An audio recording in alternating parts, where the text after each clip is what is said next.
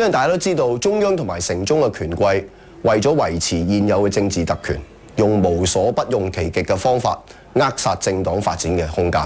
令到政黨停留喺一個初階，目的係為行政霸道嘅權力結構得到擴展。回歸之後，一眾嘅建制派同埋保皇黨嘅護航之下，特區政府強行殺局，廢除2個市政局，進一步剝奪咗政黨培育政治人才嘅重要平台。由於香港嘅政黨冇執政嘅機會，亦都刻意迴避談意識形態嘅問題，令到政黨嘅實力往往係建基於個人嘅政治資本同埋個人嘅政治魅力，容易衍生大佬嘅文化，難以發展成為一個理念型嘅政黨。自喺7·1之後催生嘅政黨，現階段依然擺脫唔到政治明星嘅效應。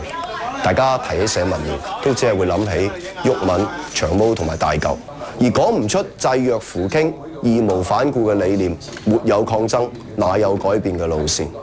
加上唔少我哋嘅成員都係因為政治明星嘅魅力嘅感召而加入，因此如果社民連唔着重深化我哋嘅成員對社會民主理念嘅認識，容易泡沫化。所以我哋最近新一屆嘅行政委員會嘅內閣嘅使命係要將社民連年輕化，避免日後青黃不接，使到一般嘅市民大眾都能夠理解社民連嘅精神同埋信念。最近政府企圖以一種嘅世代論嘅講法，指責我哋香港嘅年輕人因為找唔到出路，所以搞事，甚至將佢哋標籤為非理性，甚至乎係激進。呢個顯然冇將一啲深層次嘅問題作出反省。我哋社民連都有好多80後嘅年輕人，佢哋大部分都擁有大專嘅學歷。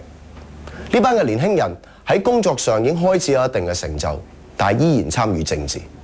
因為目的係要為一個公義同民主嘅社會而奮鬥。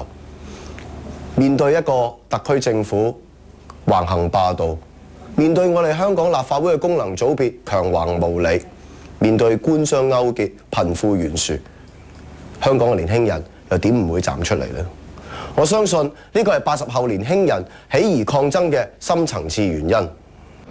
我哋相信香港嘅政治係需要進一步年輕化，掃除過往死氣沉沉嘅老人政治，踢走群眾尾巴主義。我哋希望透過年輕嘅一輩，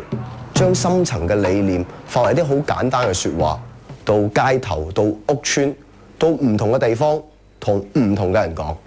我哋希望透過佢哋身體力行，用行動向香港市民表示，我哋係切切實實咁工作嘅，為我哋嘅香港未來拼搏嘅。正如毛澤東咁話：世界係你哋嘅，亦都係我哋嘅，但係歸根結底都係你哋。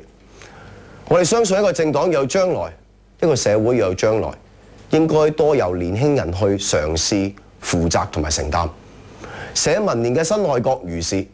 奮起抗爭嘅80後年青人亦都係咁樣。